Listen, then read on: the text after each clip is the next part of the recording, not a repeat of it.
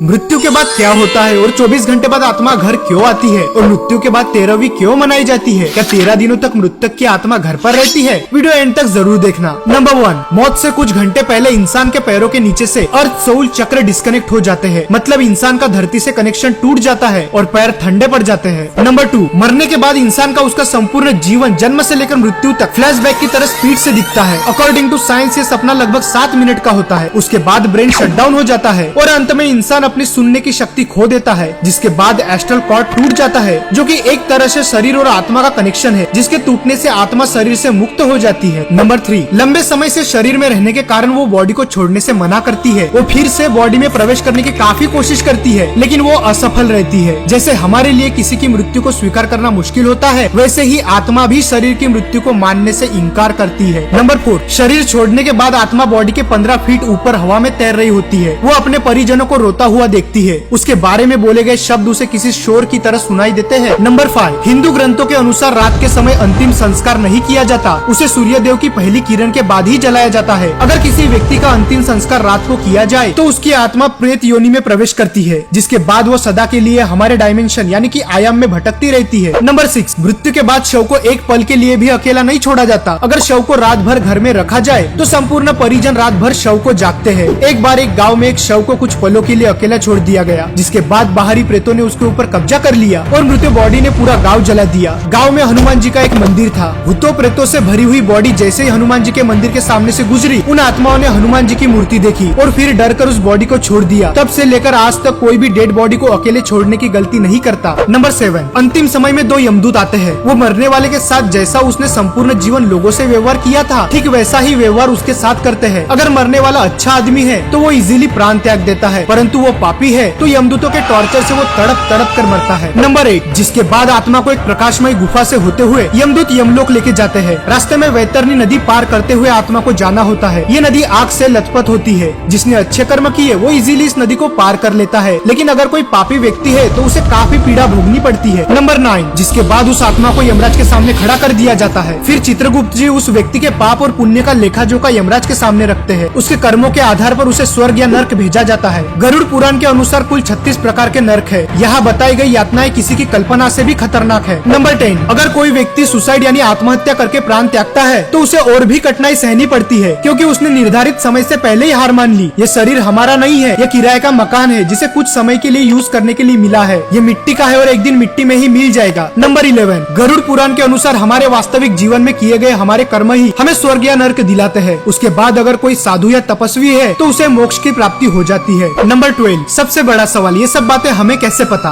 गरुड़ देव जिनका बल अतुलनीय है, वे एक साथ 100 इंद्रों को पराजित कर सकते हैं। गरुड़ देव स्वर्ग से अमृत कलश लेकर उड़ गए थे, लेकिन उन्होंने अमृत पान नहीं किया। उन्हें बिना अमृत के ही अमरता प्राप्त हुई। ये वरदान उन्हें स्वयं श्रीहरि नारायण ने प्रसन्न होकर दिया था। गरुड़ देव तो अमर है, उन्हें नहीं पता कि मृत्यु के बाद क्या होता है, इसलिए जिज्ञासावश उन्होंने श्रीहरि नारायण से ये प्रश्न पूछा और इसी ज्ञान को हम गरुड़ पुराण के नाम से जानते हैं। भगवत गीता में श्री कृष्ण ने कहा था, आत्मा न तो पैदा होती है और न ही वह मरती है, वो तो सिर्फ वस्त्र की तरह एक शरीर से दूसरे शरीर में प्रवेश करती है। मृत्यु तो केवल शरीर की होती है, आत्मा की नहीं। ये जीवन मृत्यु का चक्र यूं ही चलता रहता है, इसीलिए don't die before you are dead, मरने से पहले कभी मत मरो। अंतिम समय में राम नाम सत्य है इसीलिए कहा जाता है क्योंकि वही संपूर्ण जीवन का सार है। श्री राम ही सर्वश्रेष्ठ है, वही सत्य है। अगर वीडियो पसंद आए तो वीडियो को लाइक और चैनल को सब्सक्राइब जरूर कर देना। नेक्स्ट वीडियो कौन से टॉपिक पे चाहिए कमेंट में जरूर बताना। The soul has to go back home, back to the Godhead, and the way that's going to happen if the soul agrees to engage all of his psychophysical energies and his whole heart in the performance of स्नेहा समयुक्त हरिनाम समकीर्तन।